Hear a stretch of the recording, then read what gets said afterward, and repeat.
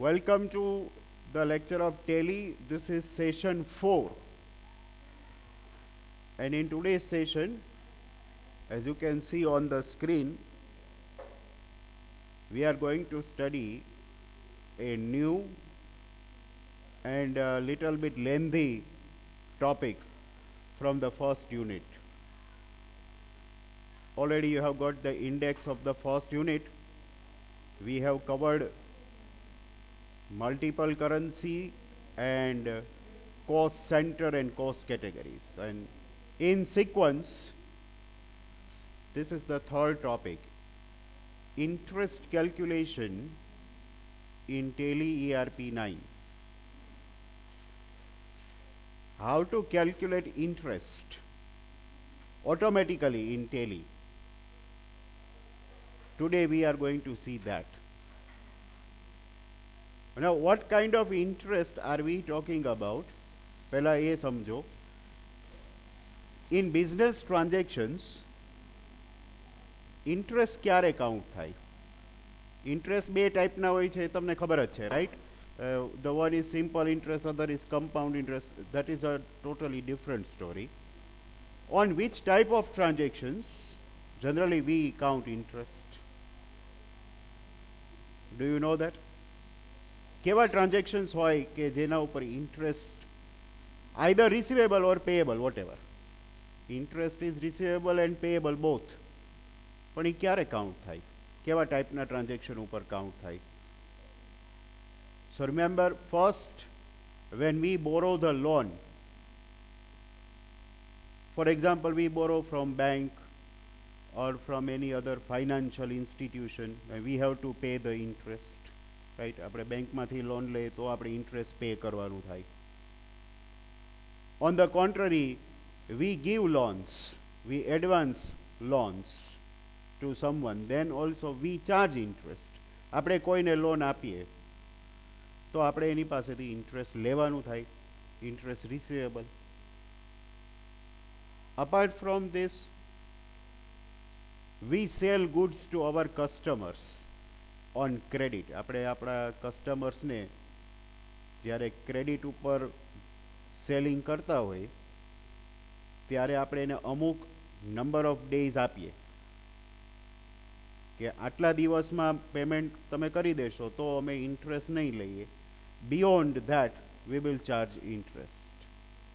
Four example see the first transaction right over here. In this there is one transaction of sales, another is purchase. A પહેલું transaction જો dated 1st of April. Sold goods to Bellamy rupees 60,000 with 30 days credit. That means what?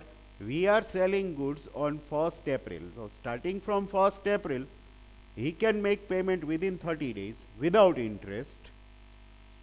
Once the credit period of 30 days is over, then starting from 31st day we will charge interest rate at the rate of 10%. આ જે interest આપણે charge કરીએ એ આપણી income કહેવાય કે expense કહેવાય? That would be income, because Bellamy will have to pay 60,000 plus whatever may be the interest, proportionately day wise. Similarly, in the second transaction you can see we are purchasing goods from Emori. We have got 45 days credit. That means up to 45 days આપણે ગમે તે દિવસે payment કરીએ, purchase કરીએ છીએ એટલે આપણે payment કરવાનું થાય, રાઈટ? 45 દિવસ સુધીમાં ગમે ત્યારે પેમેન્ટ કરો તો આપણે 1 લાખ પેમેન્ટ કરવાનું થશે. But after the end of 45th day Emory can charge 7.5 interest. પછી માની લો કે આપણે 50 દિવસે પેમેન્ટ કરીએ તો 45 દિવસ તો આપણી ક્રેડિટ હતી જ, તો 5 દિવસ જે છે આપણે વધારાનું ઇન્ટરેસ્ટ પે કરવું પડે. પહેલા કેસમાં એવું જ થાય, 30 દિવસની આપણે એને લિમિટ આપી છે, પણ માની લ્યો કે આપણને પેમેન્ટ 33 દિવસે મળતું હોય તો 3 દિવસનું ઇન્ટરેસ્ટ આપણને વધારાનું મળે. આ બધું ટેલીમાં ઓટોમેટિક થાય. આપણે અલગથી કેલ્ક્યુલેટ ન કરવું પડે કે ચલો 60,000 ઇન્ટુ 10% ઇન્ટુ 3/365. મેન્યુઅલી આપણે એ રીતે જ કરીએ છીએ અકાઉન્ટ્સમાં. ભાઈ આમાંય જો મેન્યુઅલી જ કરવાનું હોય તો પછી આને કમ્પ્યુટરાઇઝ્ડ અકાઉન્ટિંગ સિસ્ટમ ન કહેવાય ને, રાઈટ? એટલે interest rate, number of days ને બધું આપણે આપી દેવાનું, ડેટ ને બધું આમાં આપી દેવાનું. એ બધો ડેટા એન્ટર કરી દો, પછી ઓન અ ગીવન ડેટ આપણે એનો રિપોર્ટ જોઈ શકીએ કે આજે બેલમીએ આપણને પેમેન્ટ આપવાનું થાય તો કેટલું આપવાનું થાય, કાલે આપવાનું થાય તો કેટલું થાય. એ ઓટોમેટિક એમાં જનરેટ થઈ જાય. બરાબર છે? તો જેમ આપણે મલ્ટિપલ કરન્સી વખતે આના સ્ટેપ્સ જોયા હતા, એમ જ આમાં સ્ટેપ્સ છે. આની પ્રોસેસ બહુ લાંબી છે. જ્યારે આપણે આ બધું એક્ટિવેટ કરીએ ને ત્યારે એની પ્રોસેસ લાંબી છે. Once all the functions are activated then there will be smooth entry. તો પહેલાં આપણે સ્ટેપ્સ લઈ લઈએ. હું હમણાં ઇનલાર્જ કરી દઉં છું, ડોન્ટ વરી. તમે હેડિંગ આપો સ્ટેપ્સનું. આ ઇન્ટરેસ્ટ કેલ્ક્યુલેશન માટેના સ્ટેપ્સ છે કે જે હું તમને કહું છું.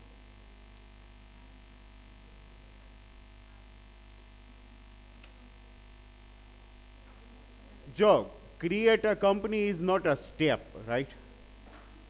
ઓબ્વિયસલી કે પહેલું સ્ટેપ એટલે કંપની ક્રિએટ કરવી. Without creating company can not be there. આ બધા સ્ટેપ કંપની ક્રિએટ કર્યા પછીના છે. First you need to activate interest calculation from F11. આ કંપની ક્રિએટ કર્યા પછી પહેલું જ સ્ટેપ તમારે આ પરફોર્મ કરવાનું થાય, activate interest calculation from F11. Once it is done, in the second step, you have to open the ledger accounts, or rather, customers' accounts and purchase કરતા હોય તો આપણા સપ્લાયર્સ, બરાબર? એટલે suppliers accounts with individual account wise settings. એટલે આપણે single લેજરનો option જ લેવાનો થશે, મલ્ટિપલ લેજર નહીં ચાલે. એ હમણાં આપણે જોશું. આપણી પાસે એક પરચેસનો ટ્રાન્ઝેક્શન છે, એક સેલનો ટ્રાન્ઝેક્શન છે. બેયને આપણે અલગ અલગ રીતે જ કરશું. પણ સેલ હોય તો આપણે કસ્ટમરનું અકાઉન્ટ ઓપન કરવાનું થાય, અને પરચેઝ હોય તો આપણા સપ્લાયરનું અકાઉન્ટ ઓપન કરવાનું થાય, અને એમાં આ બધા સેટિંગ્સ કરી દેવું આપણે. અને એ જ રીતે also open purchase and sales account. Obviously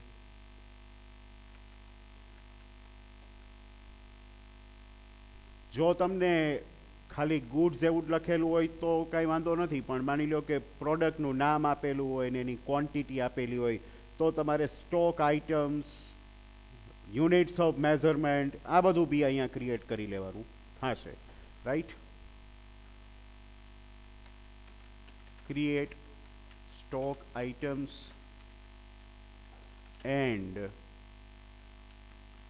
units of measurement. અહીંયા બાજુમાં હું લખી નાખું છું ઇફ રિક્વાયર્ડ. આપણા આ પર્ટિક્યુલર એક્સરસાઇઝમાં આ નથી રિક્વાયર્ડ એટલે આપણે એ નહીં કરીએ, પણ જો તમને એવું કહ્યું હોય તો તમારે એ કરવું પડે. એટલે સેકન્ડ સ્ટેપમાં ઇન શોર્ટ આપણે બધા અકાઉન્ટ ઓપન કરશું અને અકાઉન્ટ વાઇઝ અલગ અલગ અલગ સેટિંગ્સ આપશું.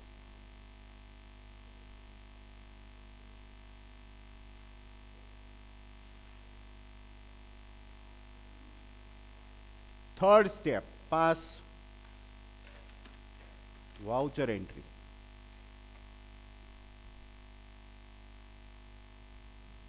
પાસ વાઉચર એન્ટ્રી એટલે પરચેસની એન્ટ્રી કે સેલની એન્ટ્રી જે હોય એ આપણે અકાઉન્ટિંગ વાઉચર્સમાં જઈ એન્ટ્રી પાસ કરી દઈશું. પછી number 4,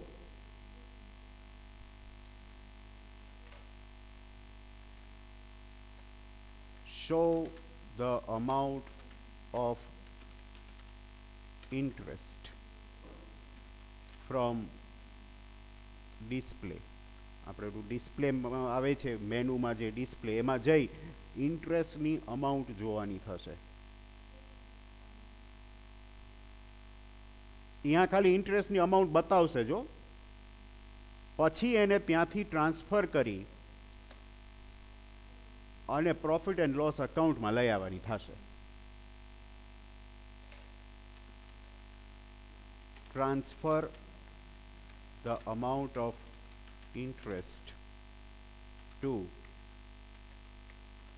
profit and loss account with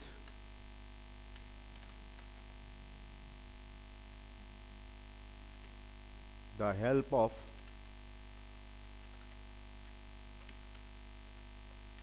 debit note or credit note. પછી P&L અકાઉન્ટમાં જઈને જોઈ લેવાનું કે આવી ગઈ અમાઉન્ટ. 5 સ્ટેપમાં આખી પ્રોસેસ થાય છે.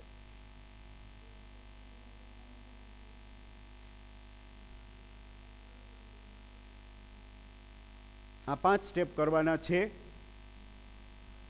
વી આર નોટ ઇન હરી.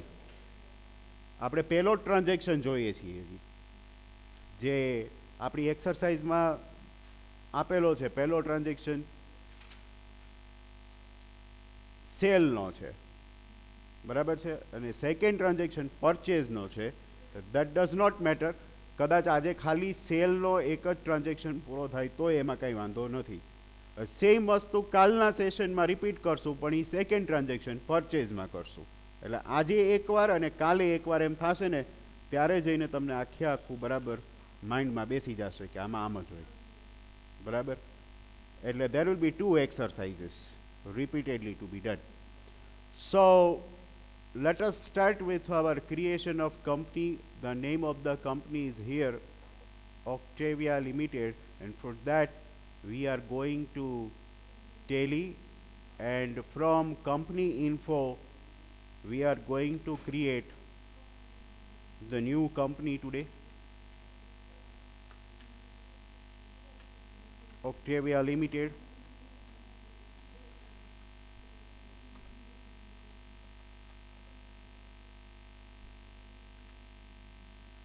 અહીંયા આપણે 1 એપ્રિલ 19 નાખીએ.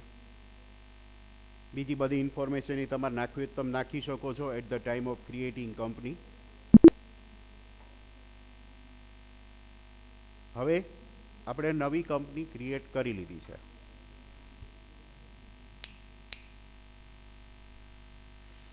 હવે સ્ટેપ નંબર 1 થી ચાલુ કરો. તમે લખ્યું જ છે, બરાબર. સ્ટેપ નંબર 1, તમારે એક્ટિવેટ કરવાનું થશે ઇન્ટરેસ્ટ ફ્રોમ F11. F11 એ સેટિંગ્સના જ બધા ફીચર્સ છે. અકાઉન્ટિંગ સેટિંગ્સ, ઇન્વેન્ટરી સેટિંગ્સ અને ટેક્સ રિલેટેડ સેટિંગ્સ એ બધા F11માં આવશે. જ્યારે આપણે જીએસટીમાં આવશું ને ત્યારે આ સ્ટેચ્યુટરી અને ટેક્સેશનવાળા સેટિંગ્સ કરવાના થશે. That will be part of unit number 3 and 4. Right now, go to accounting features, Octavia. હવે અહીંયા જો આઉટસ્ટેન્ડિંગ મેનેજમેન્ટ નામની એક સેક્શન છે. Can you see that? એમાં અહીંયા third option activate interest calculation, અહીંયા અત્યારે નો છે, ત્યાં આગળ આપણે યસ કરી દઈએ.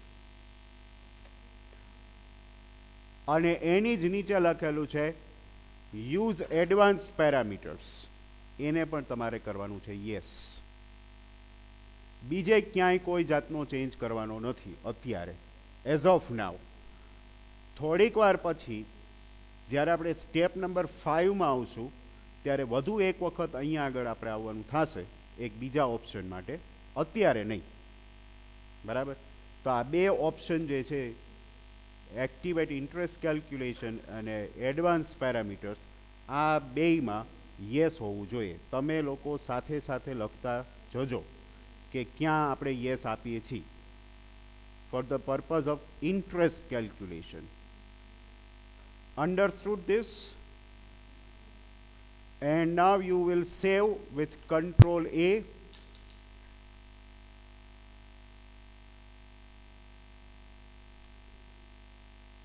Interest calculation નો ઓપ્શન એક્ટિવેટ થઈ ગયો છે. Now go to step number 2. આ જે છે ને એ સમજવા જેવું સ્ટેપ છે.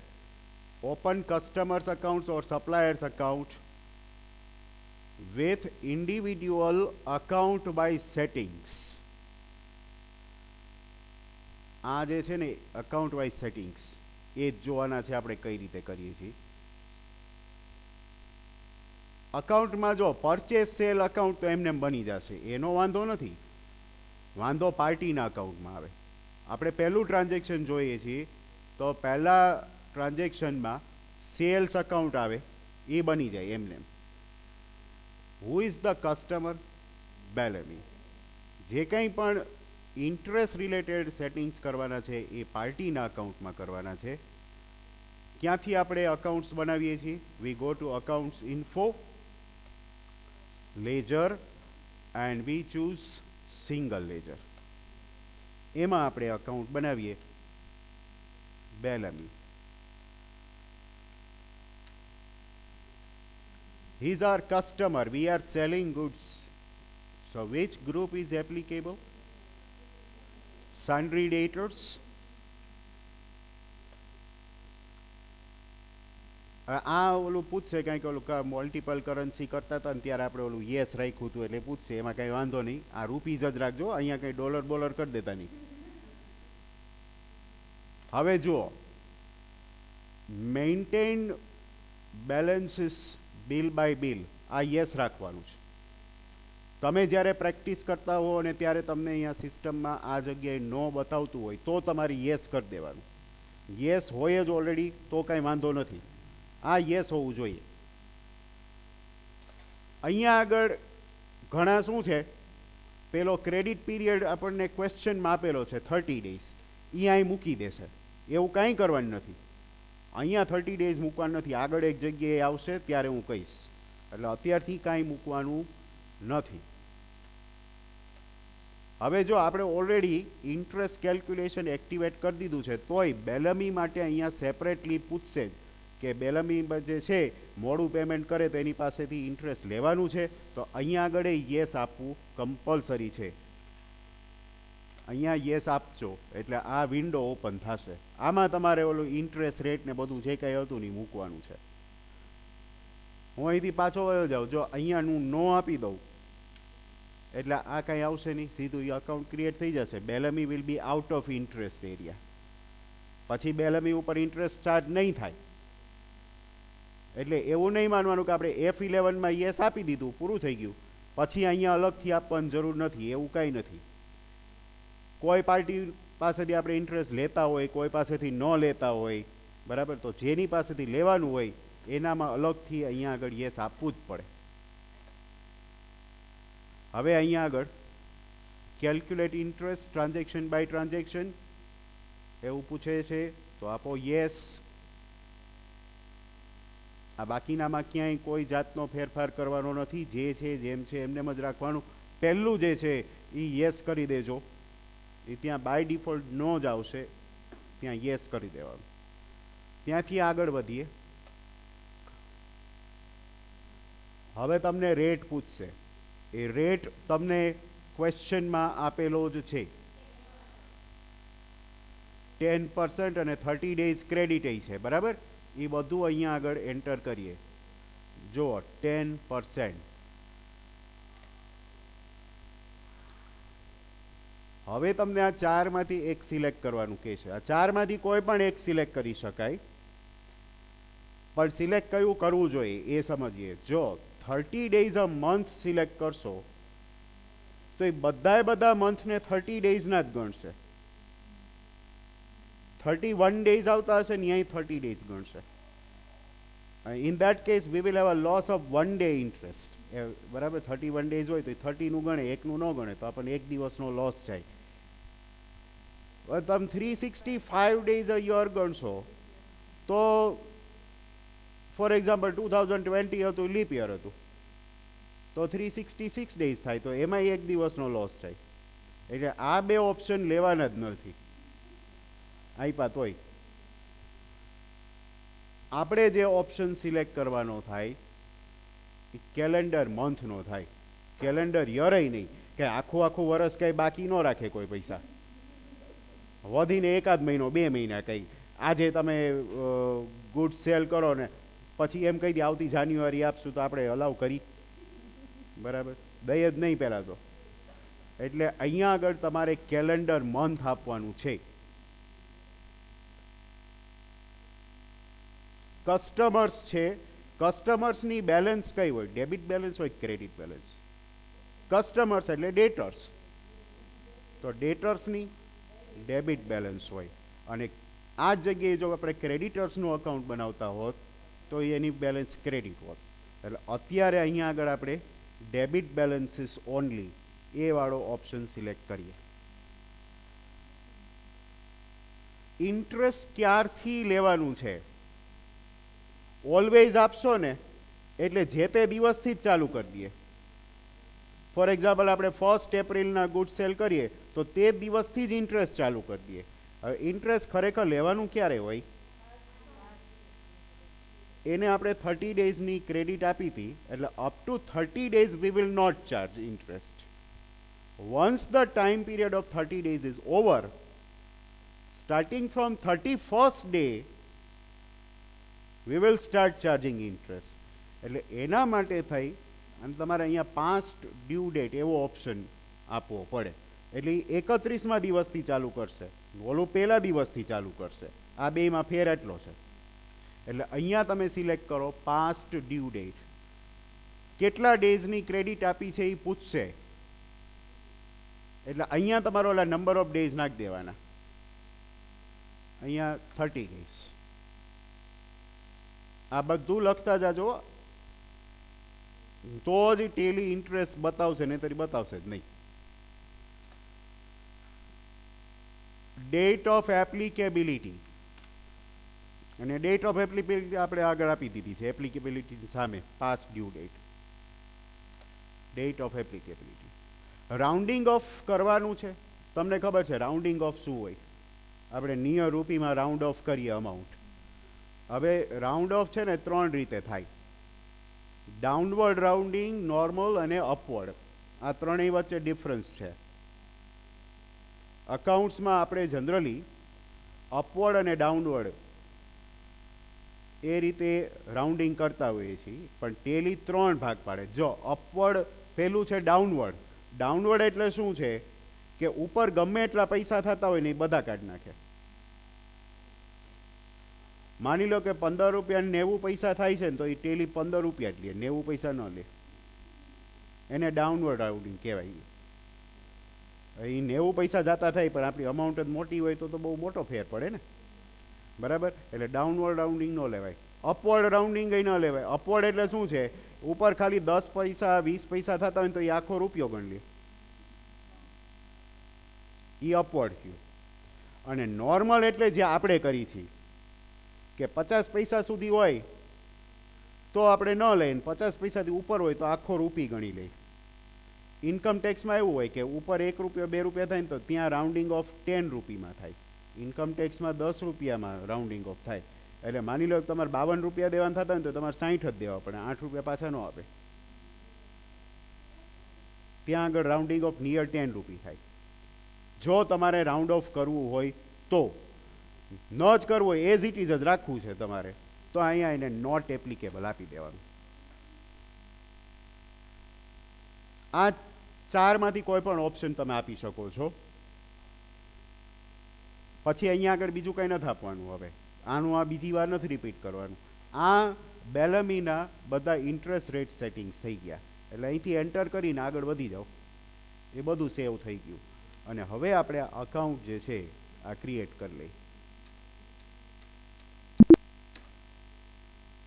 એટલે જ્યારે તમે કસ્ટમરના અકાઉન્ટ ઓપન કરો કે સપ્લાયરના અકાઉન્ટ ઓપન કરો, બરાબર, ત્યારે બહુ કેરફુલી જ અકાઉન્ટ ઓપન કરવાના. ત્યાં જે ઓપ્શન આપ્યો ને એ ફાઇનલ. પછી ઇન્ટરેસ્ટ કેલ્ક્યુલેટ ન થાય ને તો પાછું આ ઓપન કરવાનું ઓલ્ટરમાં જઈને અને બધા સેટિંગ્સ ચેન્જ કરવાના. ત્યાં એ બતાવે પાછું છે તો ખરા જ ઓપ્શન, કાંઈ ન થાય એવું ન બને. ઓલ્ટરમાં જઈ અને પાછા ફેરફાર કરવો પડે થોડો. અને બીજું અકાઉન્ટ જે છે એ આપણે કયું બનાવવાનું થશે? બેલમીને આપણે સેલ્સ કરીએ છીએ, તો sales account under sales group. આમાં કાંઈ બીજું કરવાનું નથી. અને બીજું, અહીંયા ઇન્ટરેસ્ટ કેલ્ક્યુલેશન યસ નહીં આપતા હો, બરાબર છે. સેલ્સ તો ક્રેડિટ એ હોય કેશ એ હોય, એટલે અહીંયા ભૂલથી યસ નહીં આપતા, આ નો જ રાખવાનું છે. પૂરું. આ રીતે તમારું સ્ટેપ નંબર 2 પૂરું થાય અને પાછું આવી જવાનું ગેટવે ઉપર. અહીંયા જે લખ્યું હતું ઇન્ડિવિડ્યુઅલ અકાઉન્ટ વાઇઝ સેટિંગ્સ, એ આ થયું. પછી પરચેસ સેલમાં આપણે સેલ અકાઉન્ટ બનાવી નાખ્યું છે. સ્ટોક આઇટમ્સ અને યુનિટ્સ ઓફ મેઝરમેન્ટ ક્રિએટ કરવાના છે ઇફ રિક્વાયર્ડ, પણ આપણે કોઈ પ્રોડક્ટ નેમ ક્વોન્ટિટી એવું કંઈ છે નહીં, બરાબર. So now we are heading to the third step, voucher entry. For that you go to accounting vouchers and just select sales, બરાબર. હવે અહીંયા રેફરન્સ નંબર, જનરલી આપણે રેફરન્સ નંબર જે છે એમાં પેલો વાઉચર નંબર 1 હોય તો રેફરન્સ નંબર 1 જ આપી દેતા હતા. અહીંયા આગળ 1 આપી શકો, કાંઈ પણ આપી શકો. યાદ રાખજો કે આપણે આને કયો રેફરન્સ નંબર આપ્યો હતો. ફોર એક્ઝામ્પલ, એનું નામ બેલમી છે તો B1 આપું. યાદ રાખજો, આગળ રેફરન્સ નંબર નહીં હોય ને તો કાંઈ નહીં થાય. B1 આપેલો છે એ લખીને રાખજો. બીજું કે એક અહીંયા હું ચેન્જ કરું છું, આ વાળું જે ઇનવોઇસ છે એ ક્વોન્ટિટી વાળું છે. જો આપણે ક્વોન્ટિટીને એવું નથી તો અહીંયા આ સાઈડથી તમને ખબર જ છે અકાઉન્ટિંગ ઇનવોઇસ લઈ લેવાય. અકાઉન્ટિંગ ઇનવોઇસ લ્યો એટલે ક્વોન્ટિટી વાળું કોલમ જતું રહે. આઇટમ ઇનવોઇસ લ્યો તો ક્વોન્ટિટી આવી જાય અને અકાઉન્ટિંગ ઇનવોઇસ લ્યો તો ક્વોન્ટિટી જતી રહે. For the purpose of this exercise we have to select accounting invoice અને રેફરન્સ નંબર હું નાખી દઉં છું ફરીથી B1. પાર્ટી અકાઉન્ટ,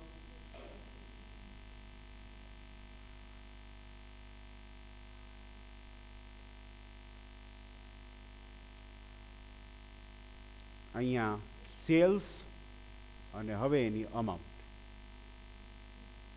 કેટલાનું સેલ કર્યું હતું? 60,000.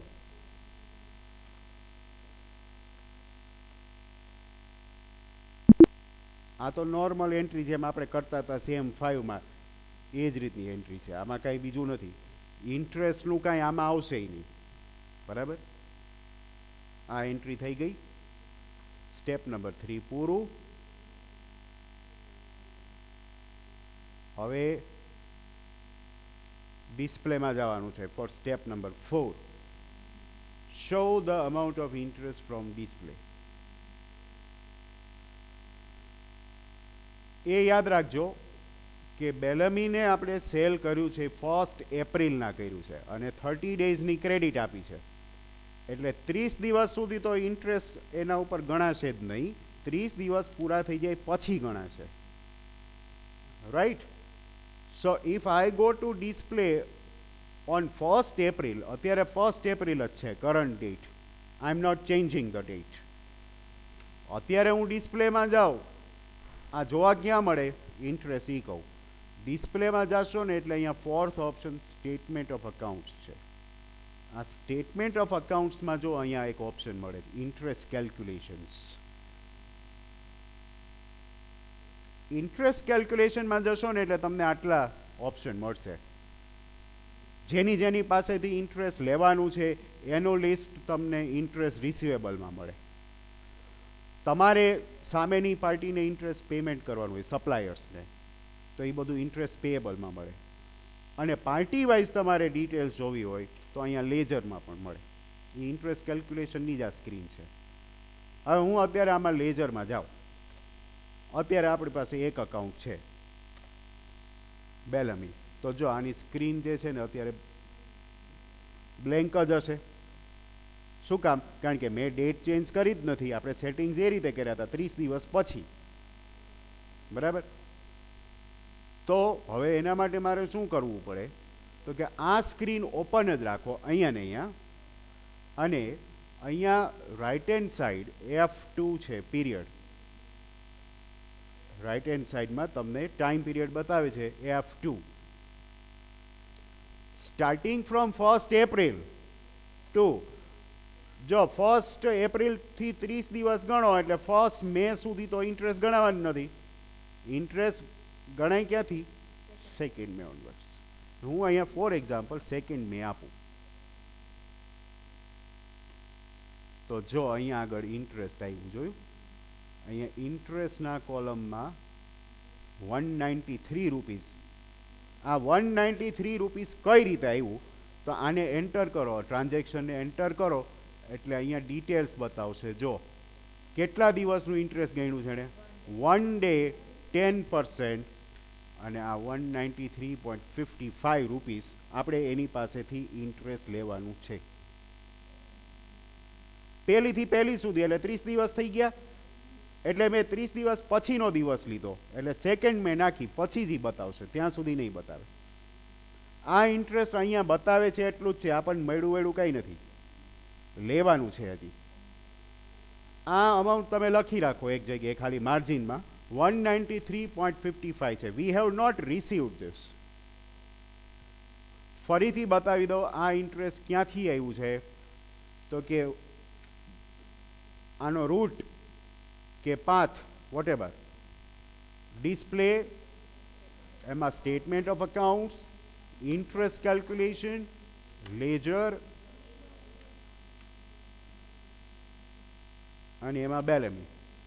ફરીથી સ્ક્રીન બ્લેન્ક જ હશે એટલે નથી આવ્યું એવું નથી. અહીંથી તમારે એને ટાઈમ પીરિયડ સજેસ્ટ કરવાનો. Starting from the date of sales to the present date 2 May, તો જ આ બતાવશે, નહીં તો નહીં બતાવે. આપણે આ જ ઇન્ટરેસ્ટને P&Lમાં લઈ જવાનું છે. બરાબર. That is step number 5. એનો મતલબ એવો થાય ને કે અત્યારે પ્રોફિટ એન્ડ લોસ અકાઉન્ટમાં ન હોય, આપણે હજી ટ્રાન્સફર કરવાનું બાકી છે.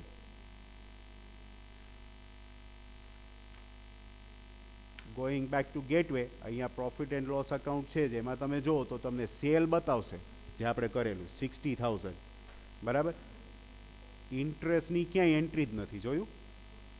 આ ઇન્ટરેસ્ટ આપણને મળે એટલે એ આપણી ઇન્કમ ગણાશે, અને એ ઇન્કમ ગણાય અને ટ્રાન્સફર થશે એટલે અહીંયા P&L અકાઉન્ટમાં ક્રેડિટ સાઈડ એ 193 વાળી એન્ટ્રી આવવી જોઈએ. એ અહીં આવી જાય પછી તમારું સ્ટેપ નંબર 5 પૂરું થાય.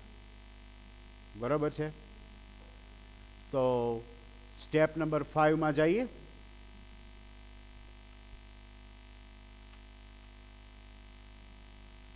Let us begin step number 5. P&L અકાઉન્ટમાં ટ્રાન્સફર કરવાનું છે ઇન્ટરેસ્ટ. ફોર ધેટ પહેલા જાઓ અકાઉન્ટ ઇન્ફોમાં. You are familiar with this options. એમાંથી તમારે સિલેક્ટ કરવાનું voucher types. We don't have to create any voucher. આપણે ઓલરેડી જે બનેલા વાઉચર છે જ એમાં ઓલ્ટરેશન કરવાનું છે. એટલે વાઉચર ટાઈપ્સમાં જઈ અને ઓલ્ટર કરો. બરાબર છે. ઇન્ટરેસ્ટ આપણે લેવાનું હોય ને કોઈની પાસેથી તો ડેબિટ નોટ વાઉચર યુઝ થાય. Debit not.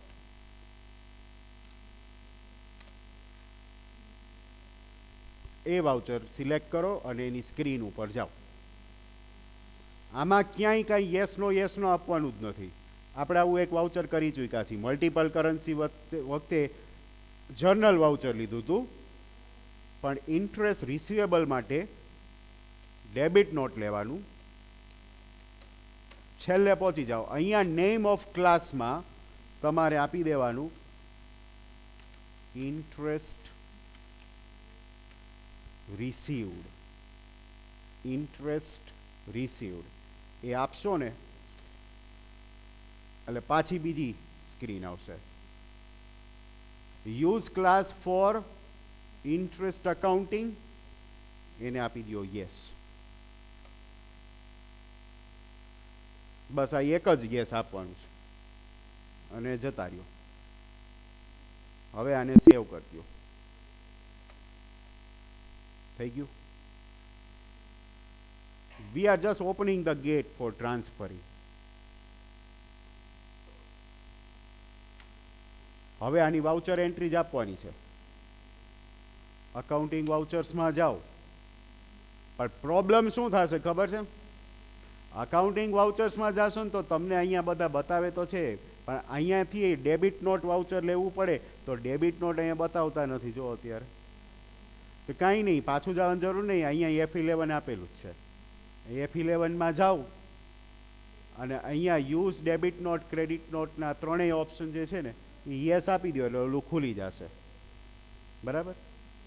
અને જો તમે શરૂઆતમાં જ આપી દીધા હોત તોય કાંઈ વાંધો નહોતો. એવું નથી કે આ પોઈન્ટ ઉપર આવીને જ યસ કરવાનું. ત્યારે ને ત્યારે આપી દો તોય હાલે.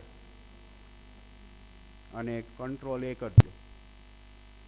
હવે અહીંથી ડેબિટ નોટ ઉપાડીએ.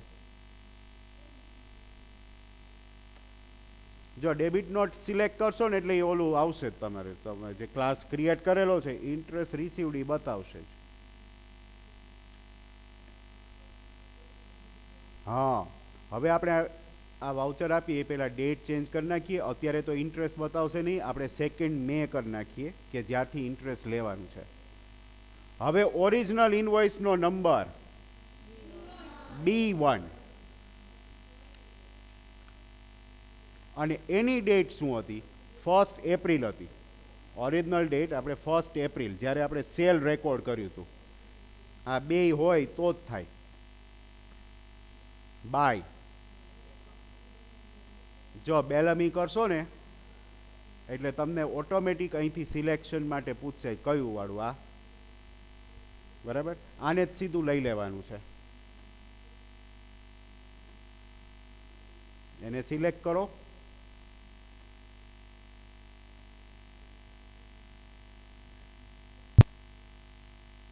અહીંયા 2 ઇન્ટરેસ્ટ રિસીવ્ડ નું આપણે અકાઉન્ટ નથી બનાવેલું તો અહીંથી બનાવી નાખીએ. ઓલ્ટર C કરીને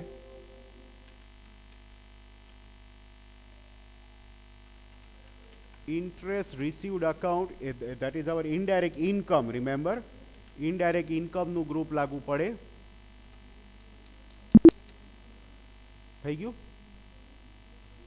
આ જર્નલ એન્ટ્રી આપવાની થશે ડેબિટ નોટમાં. બેલમી ટુ ઇન્ટરેસ્ટ રિસીવ્ડ અકાઉન્ટ.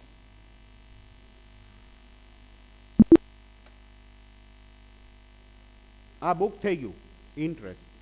જો આવ્યું નથી હો, ખાલી ડ્યુ થયું છે.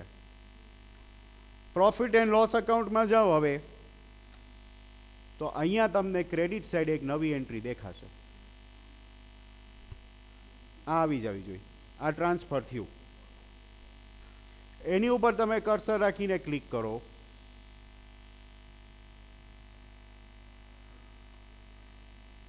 એટલે એ છેક સુધી જશે. હવે બેલમી પાસેથી આપણે લેવાના કેટલા રહ્યા? 60,000 ઓરિજિનલ ગુડ્સની અમાઉન્ટ પ્લસ 193.55 નું 0.55 એઝ ઇટ ઇઝ એટલે રાખ્યા કારણ કે આપણે રાઉન્ડિંગમાં નોટ એપ્લિકેબલ કરી દીધું હતું એટલે રાઉન્ડ ઓફ નથી કર્યું. અપવર્ડ ડાઉનવર્ડ જો તમે આપ્યું હોત તો એ કરત. બીજું કે ડિસ્પ્લેમાં જઈએ, statement of accounts, interest calculation અને લેજર. એમાં બેલમી જે છે, ના અહીંયા નહીં, મારે જોવું છે બેલમીમાં એડ થયું કે નહીં. ક્યાં? હા, તો જો અહીંયા આગળ બેલમીના અકાઉન્ટમાં આ એન્ટ્રી બતાવે છે, જોયું? બીજું, હજી બેલમી બીજે ક્યાં મળી શકે આપણને? હવે બીજું કાંઈ કરવાનું નથી, જોવું જ છે બધી જગ્યાએ આવી ગયું છે કે તો આવી જ ગયું હોય, આપણે ન જોઈ તોય. જો અહીંયા